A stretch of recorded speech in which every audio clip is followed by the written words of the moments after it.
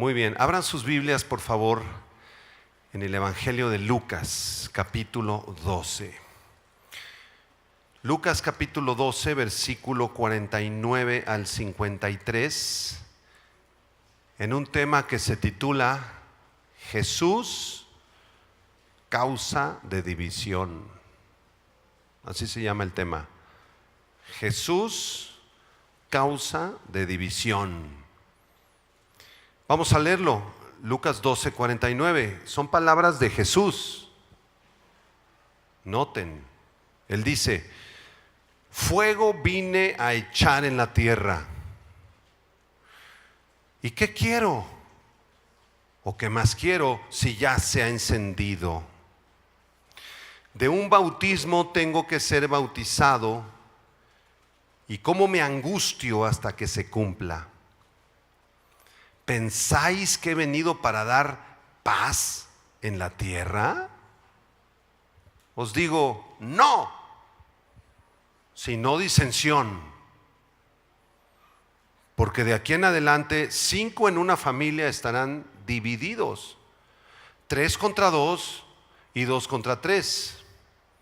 Estará dividido el padre contra el hijo, y el hijo contra el padre, la madre contra la hija y la hija contra la madre, la suegra contra su nuera y la nuera contra su suegra.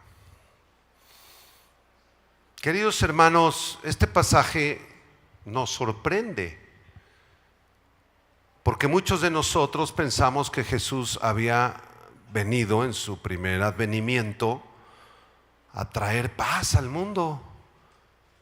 Pero Él dice: yo vine a echar fuego en la tierra.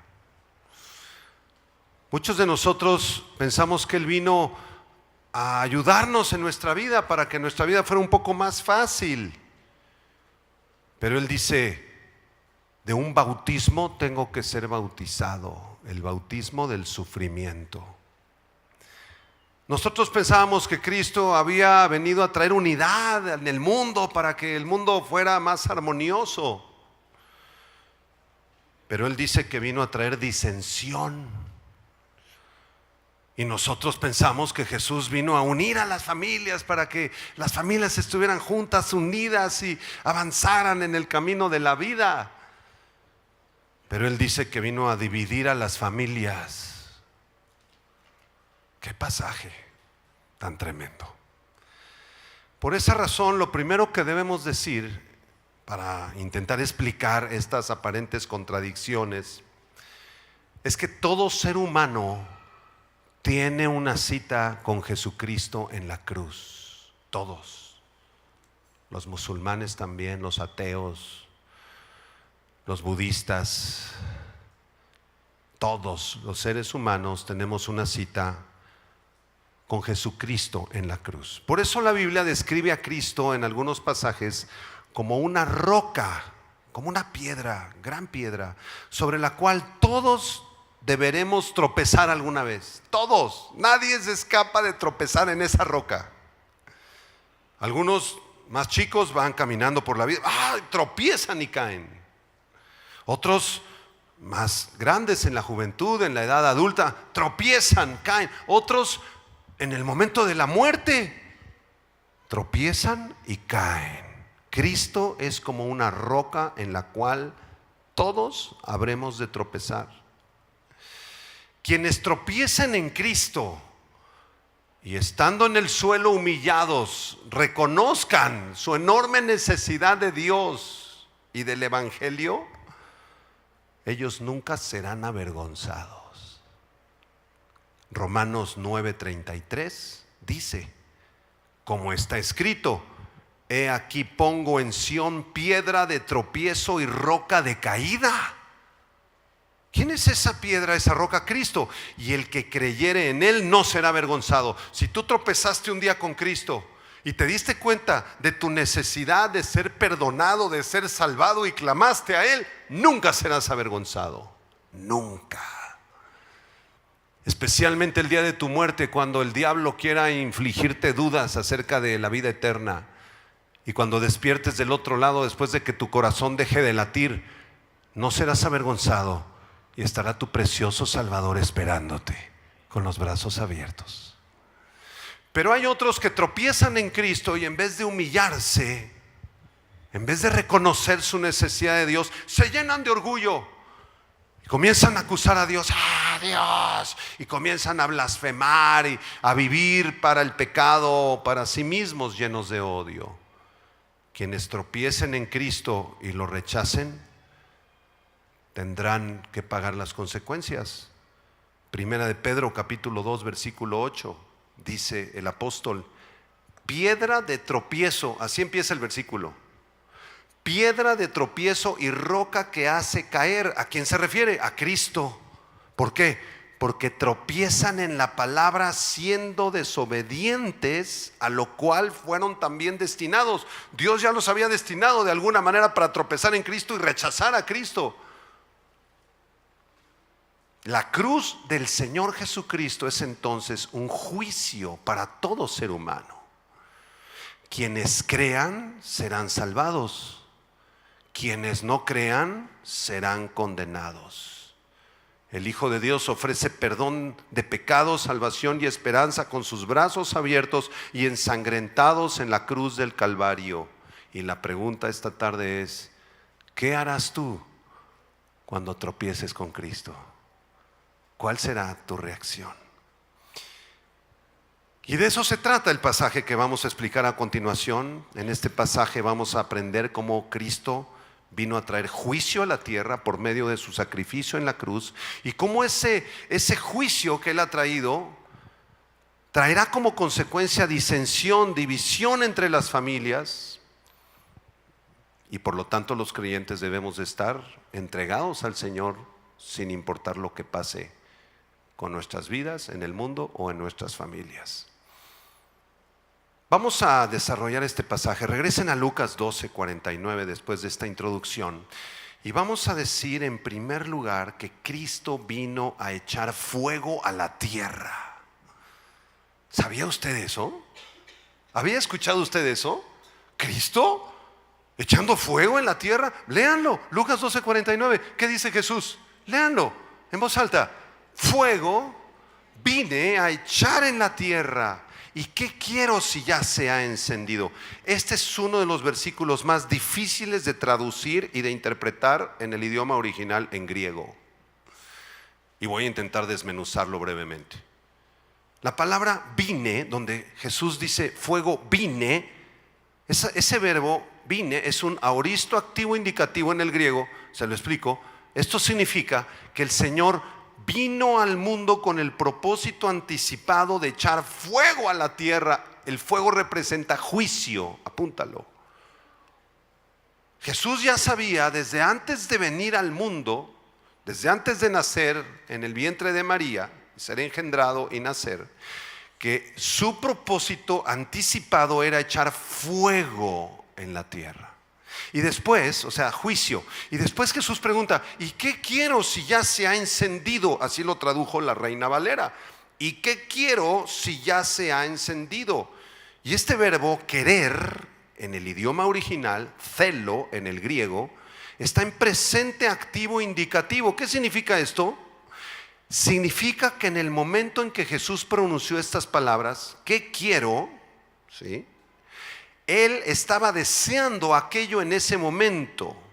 Por eso la frase se completa: ¿y qué quiero si ya se ha encendido? Una mejor traducción sería: ¿y qué más quiero si ese fuego ya fue encendido? Es decir, para el momento que yo les estoy diciendo estas palabras, dice Jesús en Lucas 12:49, ese fuego ya empezó, ya está ardiendo, ya está empezando el incendio.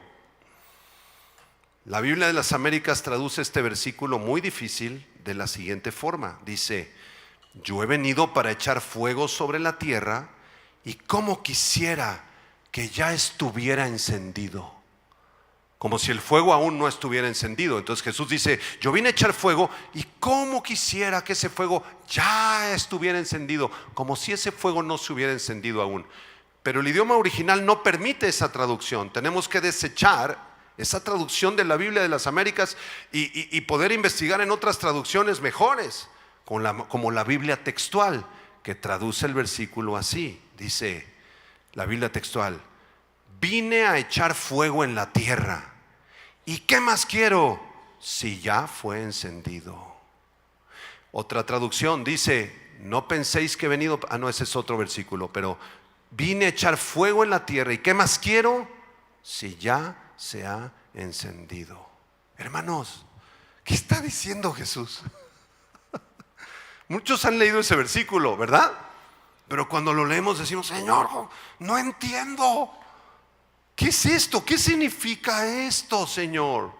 Nos estás diciendo que desde antes de nacer tenías el propósito de echar fuego en la tierra, es decir, traer juicio, y para el momento que estás diciendo estas palabras en Lucas 12:49, ese fuego ya estaba ocurriendo. ¿Qué nos está diciendo Jesús con este versículo? Nos está informando que Él vino a la tierra con el propósito de juzgar a la humanidad. ¿De qué juicio está hablando Jesús? ¿De qué fuego está hablando el Señor Jesucristo? Cuando nos hacemos este tipo de preguntas, hermanos, tenemos que investigar la respuesta en los pasajes más cercanos. ¿En qué pasajes del Nuevo Testamento de los Evangelios Jesucristo habla del fuego o del juicio? Vamos a leer unos 3 o 4 pasajes, ¿me acompañan? Para entender lo que está diciendo Jesús en Lucas 12:49. Y el primer pasaje está en Mateo capítulo 3. Vamos. Y yo te quiero pedir, para los que les gusta estudiar la Biblia, que con tu lápiz o tu pluma vas a circular en tu Biblia donde aparezca la palabra fuego. ¿De acuerdo? Y el Espíritu Santo nos va a abrir el entendimiento. Mateo 3, versículo 10 al 12. ¿Quién está hablando en Mateo 3, versículo 10? Está hablando Juan el Bautista. ¿Quién era Juan el Bautista? El precursor de Cristo. Vamos a leerlo. Léanlo conmigo, por favor. Dice: y ya también, dice Juan, léanlo, el hacha, no los oigo, hermanos, el hacha está puesta, ¿dónde? A la raíz de los árboles. Por tanto, todo árbol que no da buen fruto es cortado y echado en el fuego. Yo a la verdad os bautizo en agua para arrepentimiento, pero el que viene tras mí, cuyo calzado yo no soy digno de llevar, es más poderoso que yo. Él los bautizará en Espíritu Santo y fuego. ¿Quién nos va a bautizar en Espíritu Santo y fuego? Jesús. Verso 12: su aventador está en su mano y limpiará su era y recogerá su trigo en el granero y quemará la paja en el fuego que nunca se apagará. Jesucristo vino a bautizarnos en Espíritu Santo y en fuego. ¿Qué significa eso de que vino a bautizarnos en fuego? ¿Será el fuego de Hechos 2, cuando el Espíritu Santo vino y hablaron en lenguas? No, porque el contexto más cercano es el versículo que sigue, donde dice: su aventador está en su mano y limpiará su era y quemará la paja en el fuego que nunca se apaga. No está hablando del fuego del Espíritu Santo, está hablando del fuego del infierno. Entonces, cuando uno se encuentra con Jesús, o eres bautizado en el Espíritu Santo para salvación, o eres bautizado ¿dónde? En el fuego para condenación. Ya vamos entendiendo, Lucas. Jesús vino entonces para juzgar a la humanidad. Todos tienen que pasar por la cruz. Unos serán salvos, otros serán condenados. ¿Cuántas veces apareció la palabra fuego los que la circularon? ¿Cuántas? 3, muy bien. ¿A qué fuego se refiere? Al fuego del juicio de Dios, del infierno. Mateo capítulo 7, vamos más adelante. Mateo 7, por favor, versículo 18 y 19. Son palabras de Jesucristo. Cuando aparezca la palabra fuego, la circulas, por favor. ¿Qué dice Jesús en Mateo 7, 18? Léanlo conmigo. No puede el buen árbol dar malos frutos, ¿verdad? Ni el árbol malo dar frutos buenos. Todo árbol que no da buen fruto es cortado y echado en el fuego.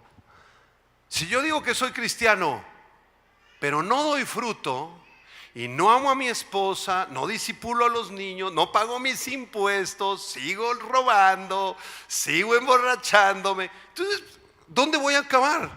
En el fuego. Soy un mentiroso. Nada más tengo la pinta, la apariencia de que soy muy santo y muy cristiano, pero allá afuera parezco el nieto del anticristo. Mateo 18, dale la vuelta a Mateo. Mateo 18, por favor, versículo 8 y 9. Mateo 18, verso 8 y 9. Palabras de Jesús otra vez, muy fuertes. ¿Qué dice Jesús? Léanlo en voz alta otra vez, por favor. Mateo 18, 8 dice: por tanto, si tu mano o tu pie te es ocasión de caer, ¿qué vas a hacer? Córtalo y échalo de ti. Mejor te es entrar en la vida cojo o manco, que teniendo dos manos o dos pies, ser echado en el fuego eterno. Ponlo en un círculo. Y si tu ojo te es ocasión de caer, sácalo y échalo de ti. Mejor te es entrar con un solo ojo en la vida, que teniendo dos ojos, ser echado en el infierno de fuego. Entonces el fuego en los evangelios se refiere frecuentemente ¿a qué? Al fuego del juicio del infierno. Si yo tengo un pecado, no que me tenga que cortar la mano, hermanos, por favor no vayan a agarrar una motosierra llegando a sus casas. Porque un hermano así lo hizo en Guatemala hace muchos años. Dice la Biblia, traigan un hacha, y se cortó la mano el hermano. Ay. Jesús está hablando en sentido figurado, está hablando de los pecados que cometemos con las manos, con los pies, con el corazón, con los ojos. Entonces no hay que cortarse la mano ni el pie literalmente, hay que sacar el pecado. Y si tengo un problema con la pornografía, voy a buscar consejo, voy a ir con los pastores, voy a buscar ayuda, voy a ayunar, voy a orar hasta que me corte eso del corazón. Jesús lo corta, nos ayuda y lo corta, y eso sale de mi vida. Yo quiero ir al cielo, Señor. Yo no quiero ser echado al infierno con toda mi pornografía. ¿Ya le entendiste? Juan capítulo 15, versículo 6. Ponen un círculo cuando aparezca la palabra fuego. Jesús está hablando una vez más y dice: el que en mí no permanece será echado fuera como pámpano y se secará, ¿verdad? Porque no está pegado a la vid. Y los recogen y los echan en el fuego. Regrésate a Lucas 12:49. Ahora le vamos a entender mejor. Vamos a entender mucho mejor nuestro difícil versículo de Lucas 12:49. Jesús dice: fuego vine a echar en la tierra, juicio. ¿Y qué más quiero si ese fuego ya se ha encendido? Porque en el momento que Jesús está diciendo estas palabras, habían cientos de escribas y fariseos que lo odiaban y lo querían asesinar. ¿No es verdad? Ya había fuego en la tierra, ya había un juicio. O eres de Cristo o no eres de Cristo. O crees en el Señor o no crees en el Señor. Jesús vino a juzgar a todos los seres humanos. ¿Y dónde se llevó a cabo ese juicio? En la cruz del Calvario. Por la cruz deben pasar todos los hombres y las mujeres de todos los tiempos. Quienes vengan arrepentidos, clamando misericordia y perdón, y depositen su confianza en Cristo como Salvador, y por gracia nazcan de nuevo, serán declarados por la gracia de Dios inocentes y tendrán la vida eterna. ¿Cuántos han sido declarados inocentes de ustedes? Digan amén. Y eso que somos culpables, se llama justificación. Dios nos considera inocentes en el tribunal de Dios en el cielo. Y cuando llegues allá al cielo, ¿verdad? Tal vez se abran los libros. No, aquí Margarita, híjole, se aventó unas mentiras a los 4 años. Hijo. A los 9 años, odiaba a su mamá y era una rebelde. A los 14 años metía todos los acordeones, como eran las elecciones, todos los acordeones ahí. Y pasó matemáticas con acordeones. A los 17, alcoholismo, fornicación. Veredicto en el cielo, Margarita, culpable, culpable. Y entonces se va a levantar el abogado. Sí, es culpable, pero yo morí por ella en la cruz. Yo pagué por sus fornicaciones, por sus adulterios. Y ella creyó en mí con todo su corazón, se arrepintió, dejó el pecado, comenzó a vivir para mí en santidad. Veredicto final, inocente. Se llama justificación. ¿Cuántos le dan gracias a Dios por la justificación? Gracias, Señor, que nos has justificado. Entonces, si tú eres creyente y has nacido de nuevo, ya fuiste juzgado. ¿Tú ya fuiste juzgado? ¿Dónde fue tu juicio?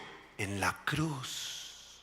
donde fuiste crucificado juntamente con Cristo, fuiste sepultado juntamente con Cristo y fuiste resucitado juntamente con Cristo. Por eso tenemos una nueva vida ahora.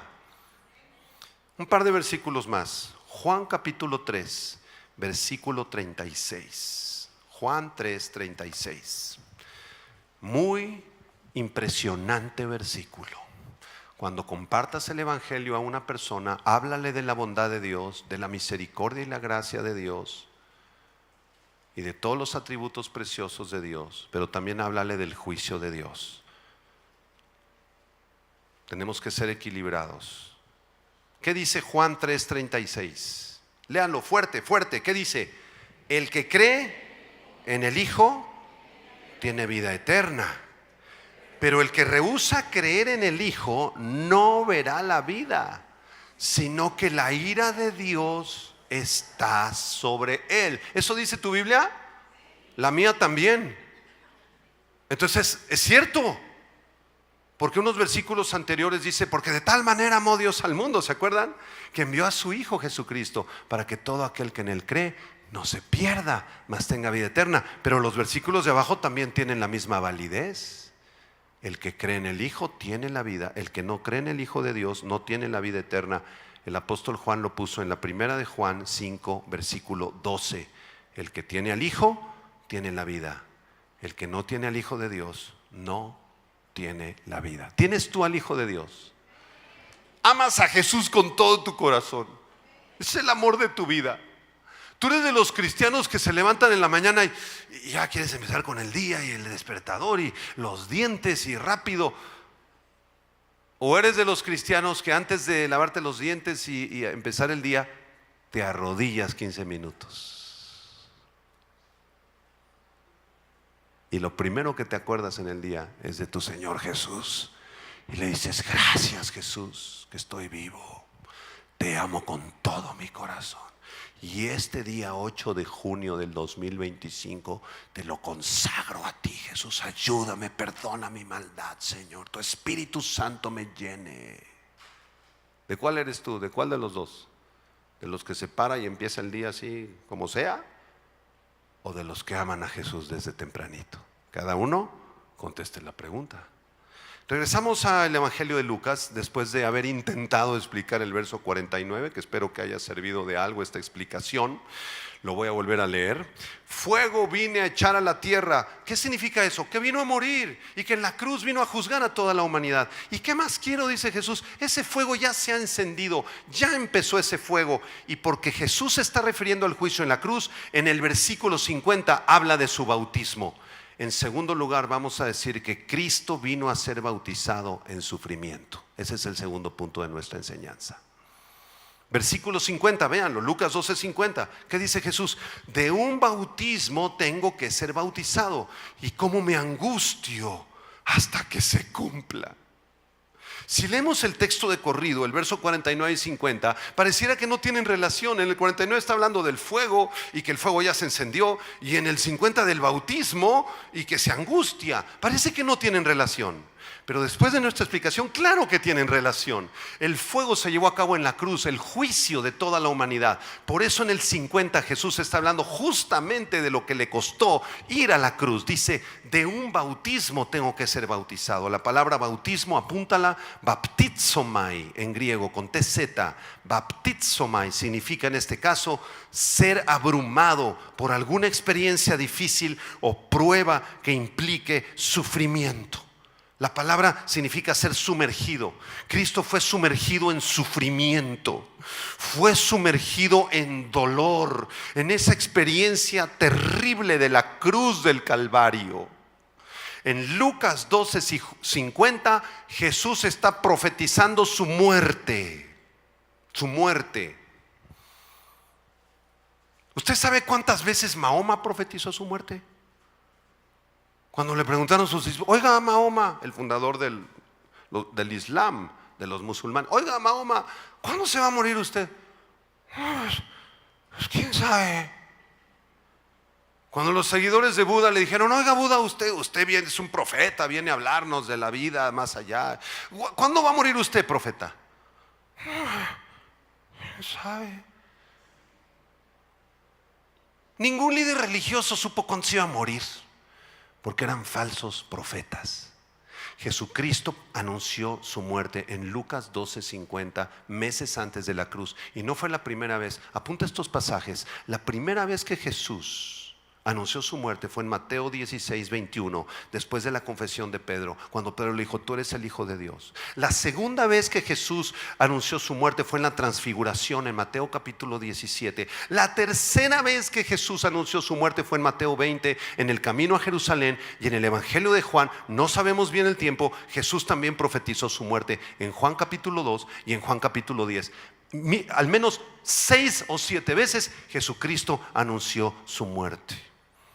Jesús tenía muy claro que su propósito principal de vida era ir a la cruz. De un bautismo tengo que ser bautizado. Es el bautismo del arrepentimiento, el bautismo del sufrimiento. Y en Lucas 12:50 Jesús dice: ¿cómo me angustio hasta que se cumpla, hasta que sea consumado ese bautismo?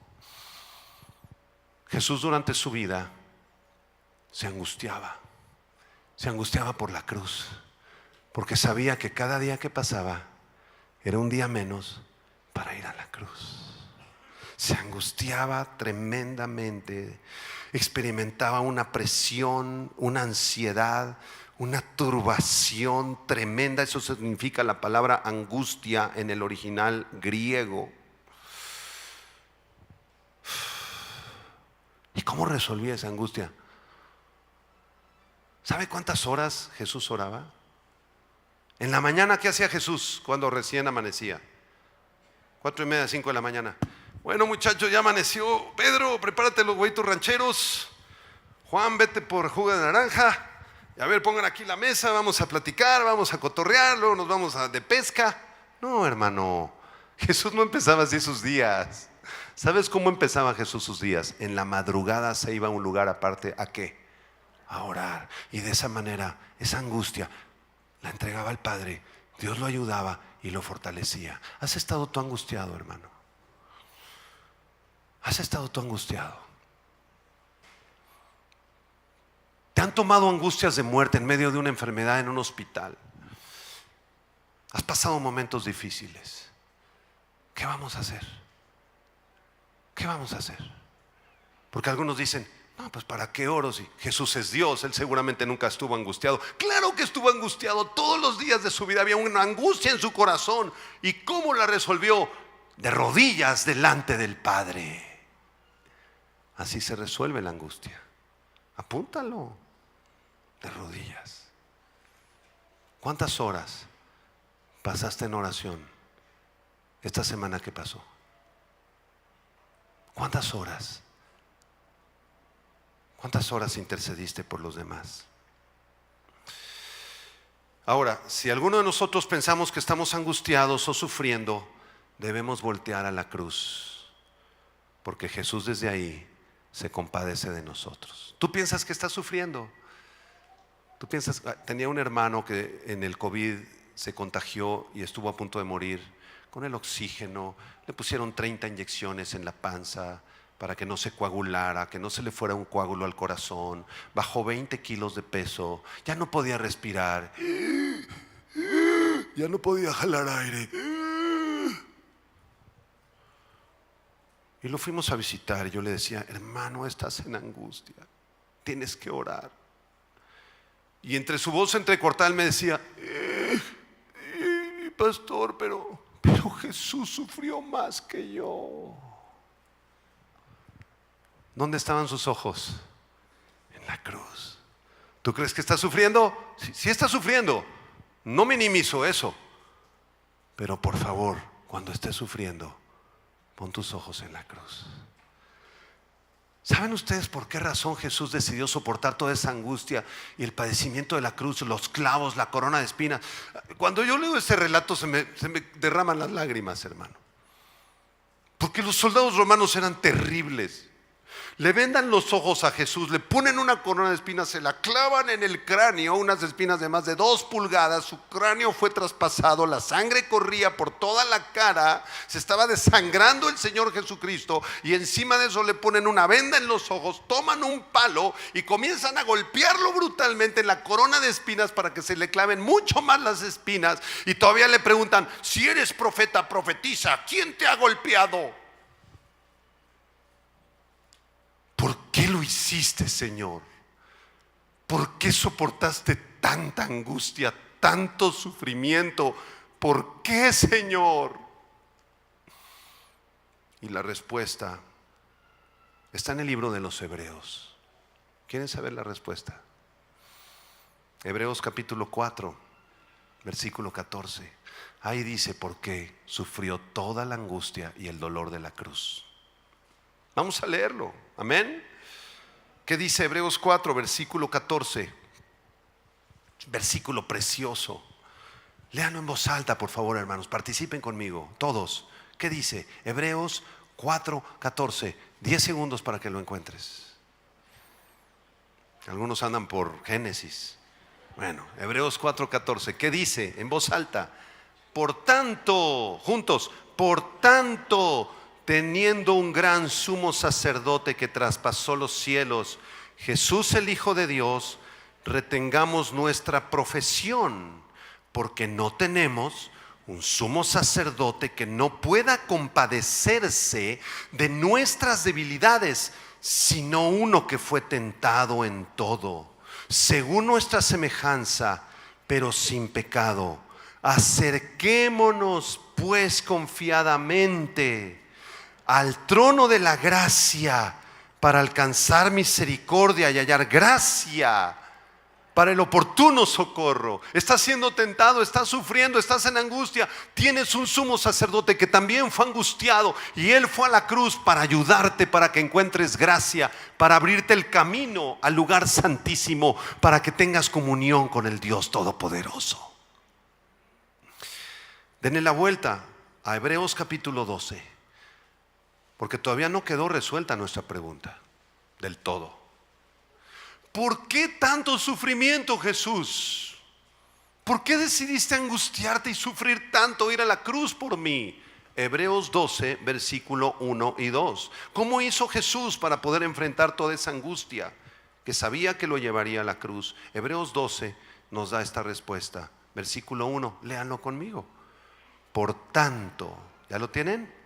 Por tanto, nosotros también, teniendo en derredor nuestro tan grande nube de testigos, despojémonos de todo peso y del pecado que nos asedia, y corramos con paciencia la carrera que tenemos por delante. Dile al de junto: corre con paciencia tu carrera, tranquila, tranquilo. Versículo 2.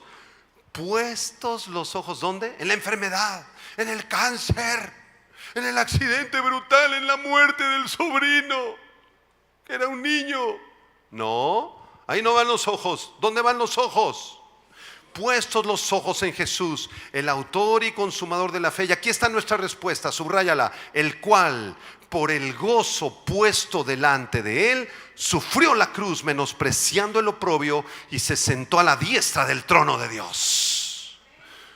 ¿Por qué se angustió Jesús? ¿Por qué fue a la cruz? Por el gozo que estaba puesto delante de él. Porque él sabía que después de la cruz habría una explosión de gozo y de alegría, porque millones de almas serían salvadas del infierno y de la condenación eterna.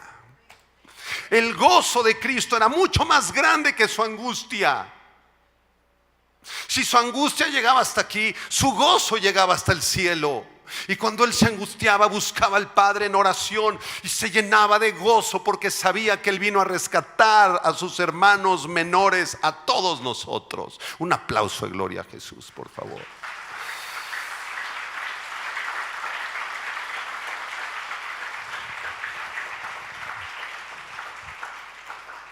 ¿Gozo en la angustia? ¿Qué tiene que ver el gozo con la angustia? Todo. En la vida del cristiano, todo. ¿Estás angustiado, hermano? ¿Estás pasando por pruebas? Yo no sé cuál es tu prueba. La del hermano pastor que estaba muriendo. meter aire. ¿Y sabes qué decía? Póngame unas alabanzas. Y luego una noche llegó su esposa y el pastor le dice: llévame al hospital, ya no puedo. ¿Y sabe qué le dijo su esposa? No te voy a llevar, porque si te llevo te entuban y te van a matar. Si el Señor te llama a su presencia, pues aquí en la casa, súbele al oxígeno y ponte unas alabanzas. Y si te vas cantándole al Señor.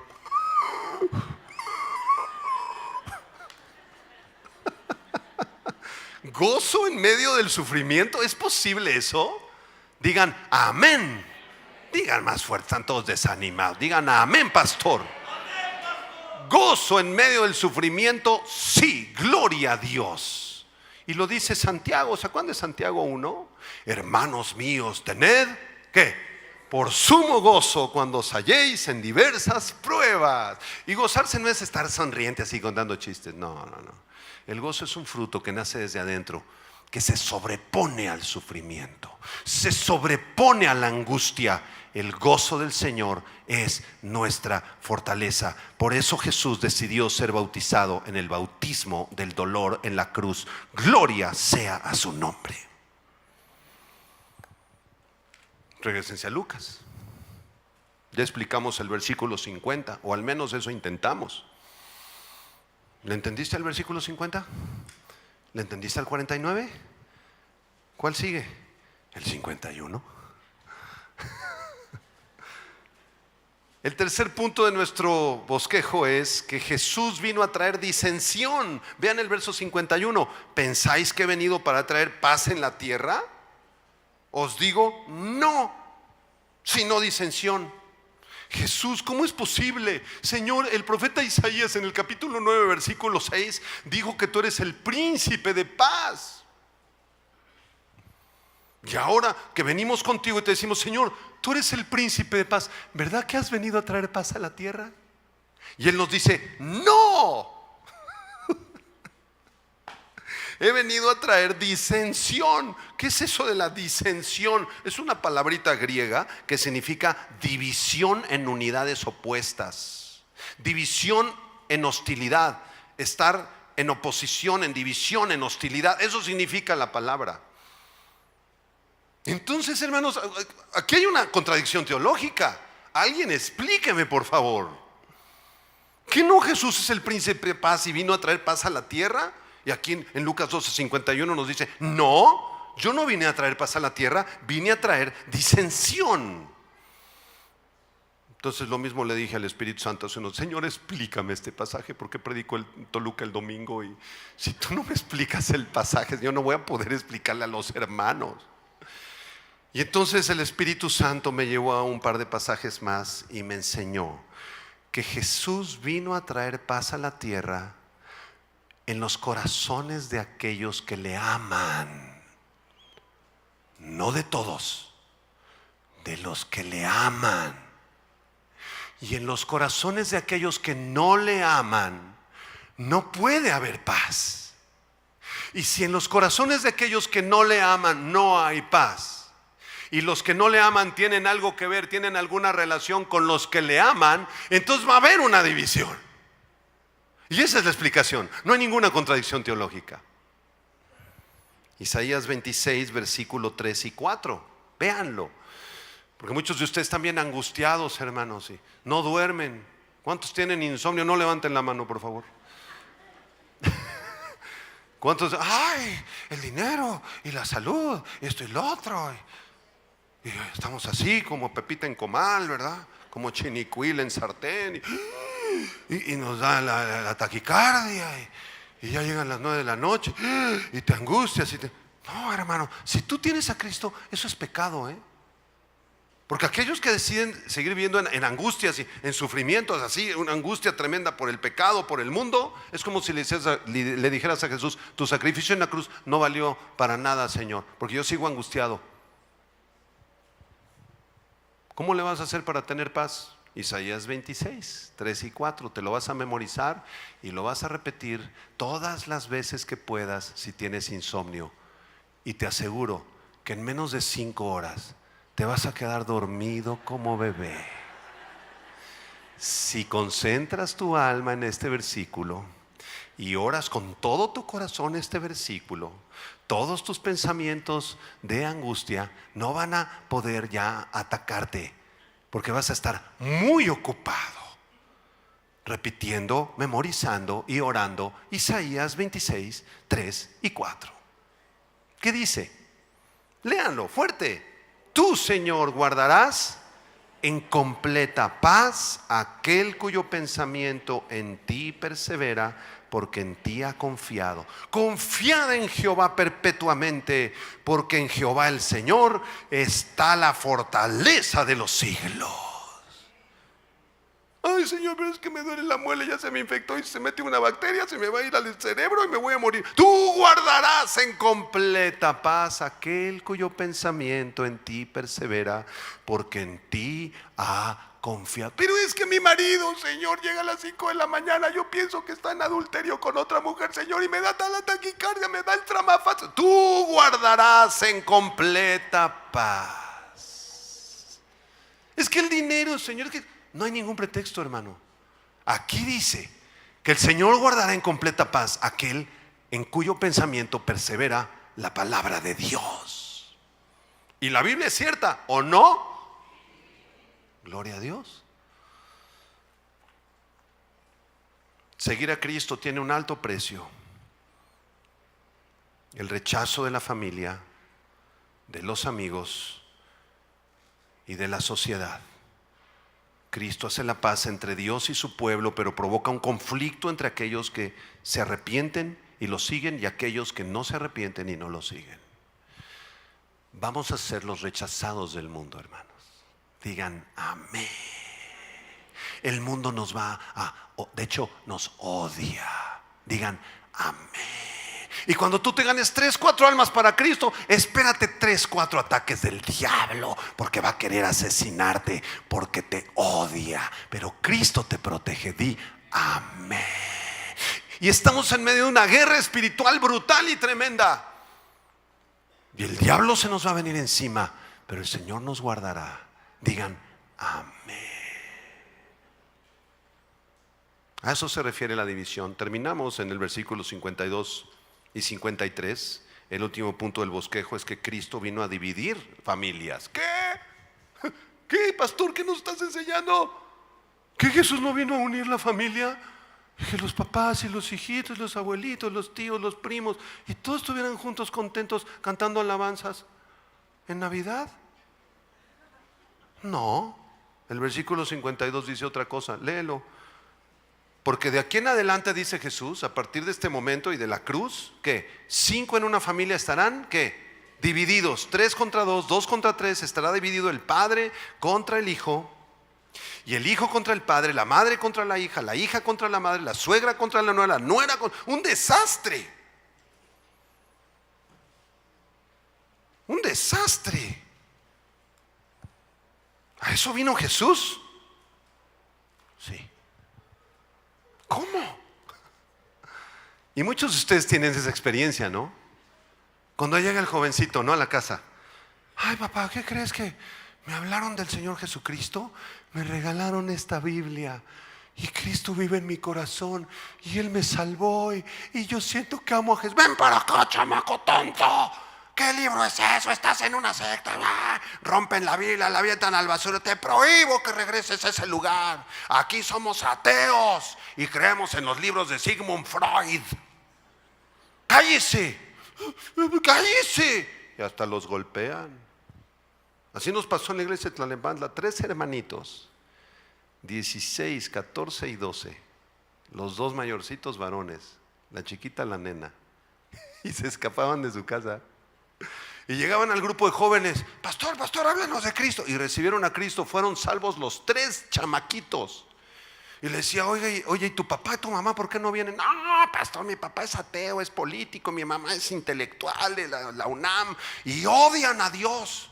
¿Y cómo le hacen? Pues ya nos rompieron como 50 Biblias, pastor. Y nos golpean en nuestra carita. Cállese, chamaco, ¡vale! Aquí no creemos esas tonterías de Cristo. ¿Y qué van a hacer? Yo les decía, nos vamos a seguir escapando, pastor. Uno ya se casó y está en Estados Unidos y ama al Señor con todo su corazón, y los otros dos siguen a Cristo también. Jesús vino a dividir las familias. ¿Cuántos de nosotros cuando llegamos con nuestros abuelos o nuestros tíos y les predicamos nos rechazan? No me hables de tus tonterías, mijito. ¿Sabes qué? Si tú te haces cristiano, te saco del testamento, porque así que somos de la religión tradicional. Y aquí adoramos a la guadalupana y vamos a hacer las peregrinaciones. Y si tú ya no vas a venir, ya no te apellidas Gutiérrez López. Bueno, ¿les ha pasado eso, hermanos? Un día me acuerdo que fui a predicar en una universidad muy renombrada, el Tecnológico de Monterrey. Me invitaron a una conferencia con 500 jóvenes. Y les hablé de la ciencia y la Biblia y la creación y todo esto. Y los últimos 20 minutos los dediqué a hablarles de la cruz, de Cristo.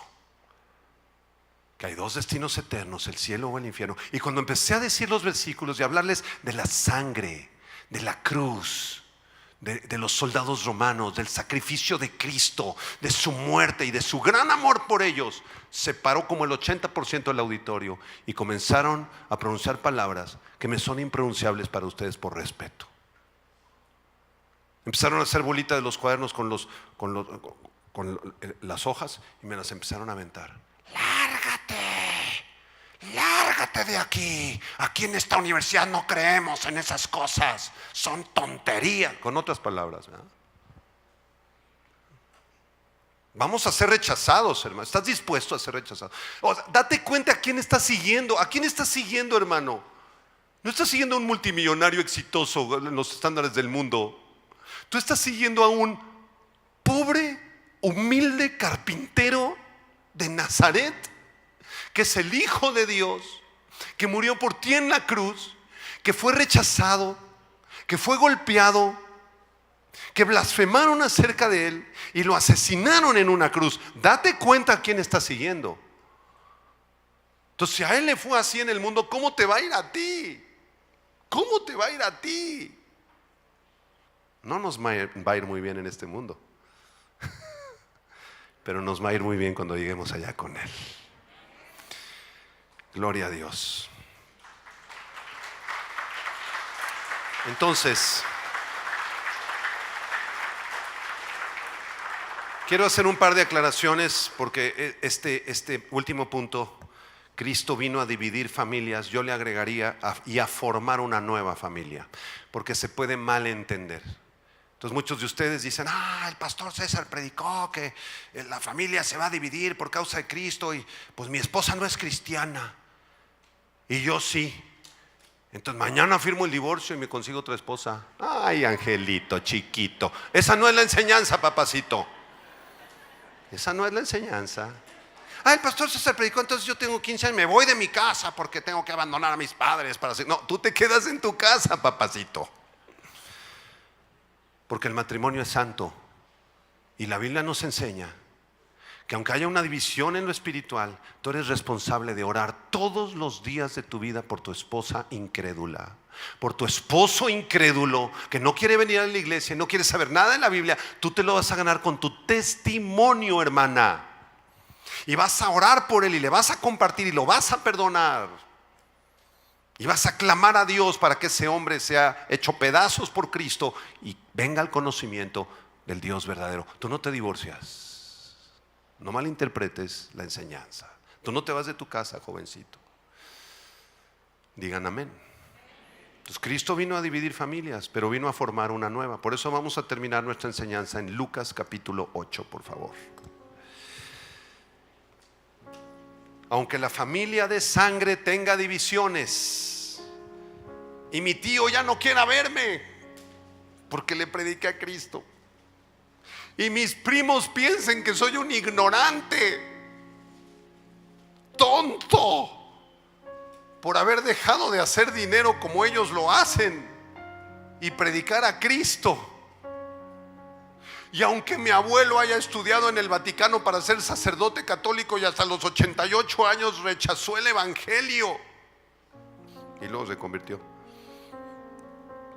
Y aunque cuando vamos a la cárcel nos dicen de todo y nos avientan botellazos Y aunque cuando entramos a un auditorio con 500 jóvenes, 480 se burlan de nosotros y de Jesús y de la Biblia, y nuestra propia familia nos rechace, tenemos una nueva familia. Lucas 8:19, léelo. Entonces, dice aquí Lucas, su madre de Jesús, ¿cómo se llamaba su mamá?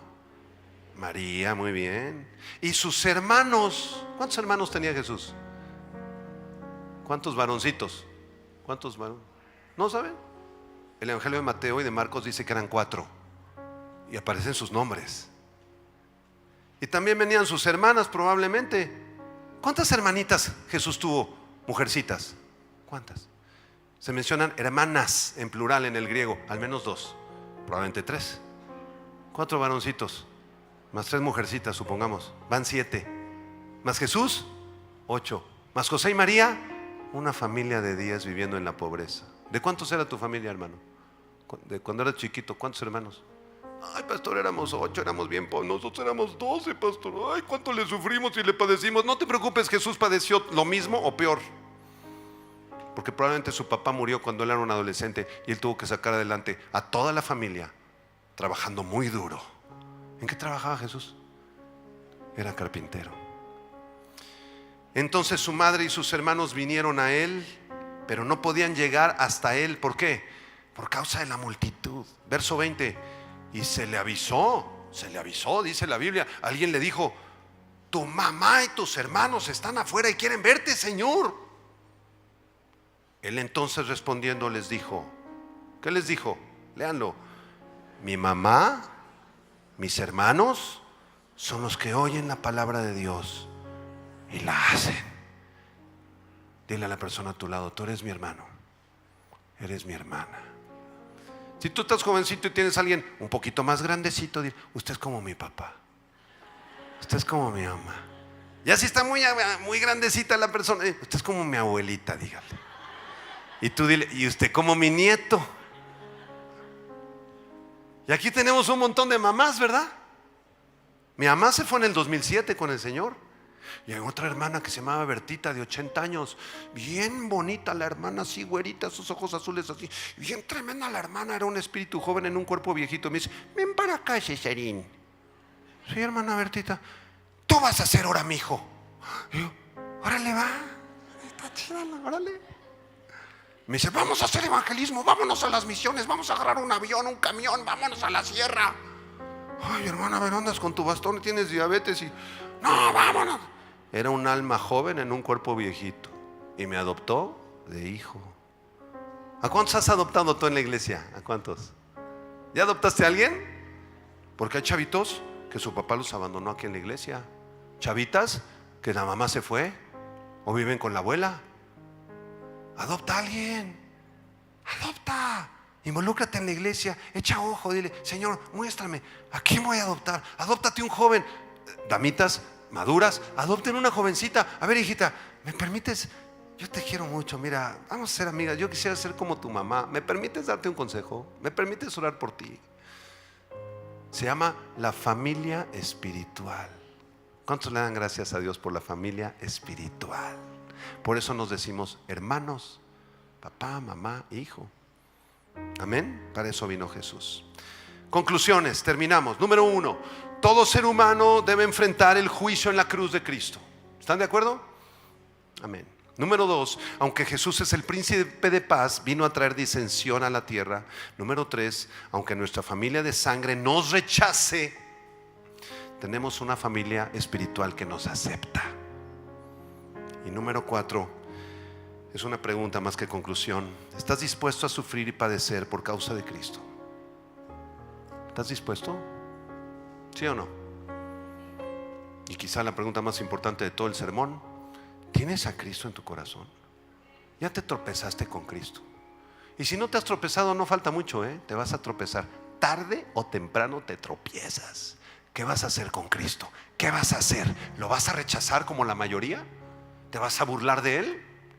¿O lo vas a aceptar en tu corazón como tu Salvador? Si tú no lo tienes como tu Salvador, por favor cierra tus ojos con el resto de la congregación. Vamos a orar. Padre, gracias por este mensaje. ciertamente sorprendente, Señor. Muchos no sabíamos que tú viniste a echar fuego a la tierra y ser bautizado en sufrimiento y a traer disensión y división y a dividir a las familias para formar una nueva. Pero así lo enseña tu palabra, así lo creemos, Señor, y todo concuerda con la cruz. Levanta tus manos, hermano, y adora a Cristo. Dile: Señor, te adoro y te bendigo. Te pido que tú me des fortaleza para la vida, Señor. Y no importa los sufrimientos que pueda yo enfrentar, no importa el rechazo de parte de la familia, Señor, de los amigos, de la sociedad. Así te rechazaron a ti, Señor. Por favor, Señor, concédeme el gozo de tu salvación, gozo para poder enfrentar toda prueba y necesidad. Te entrego mi vida, te entrego mi alma y mi corazón. Y si tú no tienes a Cristo, te suplico que abras tu corazón y que lo recibas en este momento. Las personas que quieren recibir a Cristo como Señor y Salvador, que ya se han tropezado con Él, por favor, abre tu corazón a Él. Él te ama y murió por ti en una cruz. Cierra tus ojos, jovencito, y levanta tus manos un momento y dile: Señor Jesús, en este momento te entrego mi vida. Perdona mis pecados. Yo creo que moriste en la cruz para darme una esperanza de vida eterna. Entra a mi vida, entra a mi corazón, Señor. Te ofrezco mi vida. Te recibo como Señor y Salvador. Obra en mí el milagro de la salvación y del nuevo nacimiento. Te lo suplico en el nombre de Cristo Jesús. Y todos decimos amén, amén, amén. Gloria. Hola, ¿qué tal? Me da mucho gusto saludarles y quisiera simplemente comunicarles que gracias a todos ustedes a través de todas las naciones del mundo que aman la palabra de Dios y que realmente están interesados en que nosotros como organización Vida Nueva para el Mundo y Armando Alducin Ministries continuemos predicando el Evangelio de la Gracia de Jesucristo y que podamos nosotros continuar haciéndolo gracias a sus donaciones. Este año cumplimos 46 años de ministerio, 46 años donde hemos predicado, hemos enseñado, hemos tenido seminarios y de diferentes formas de estudios bíblicos alrededor del mundo y hemos pensado y considerado de una forma fiel el Evangelio de la sana doctrina de Jesucristo. Nosotros, con todas estas donaciones, tenemos que sostener pastores, misioneros, obras, equipos de televisión y aún continuamos buscando la manera de poder elevar este ministerio. Hasta este momento quiero que ustedes estén enterados que no tenemos una sola propiedad como organización y así hemos trabajado durante 46 años porque le damos la importancia a la evangelización, a las misiones y también a los hombres de Dios para levantar más pastores. Le damos las gracias y que pueda Dios con su gracia tocar sus corazones y que puedan ustedes invertir en un terreno donde es fructífero, porque creemos que ha producido bastante buen fruto para la gloria de Dios. Gracias, muchas gracias por sus aportaciones y por las donaciones que sabemos ustedes continuarán haciendo para que podamos continuar siendo fieles en la predicación del Evangelio de la gracia de Dios. Que Dios les bendiga.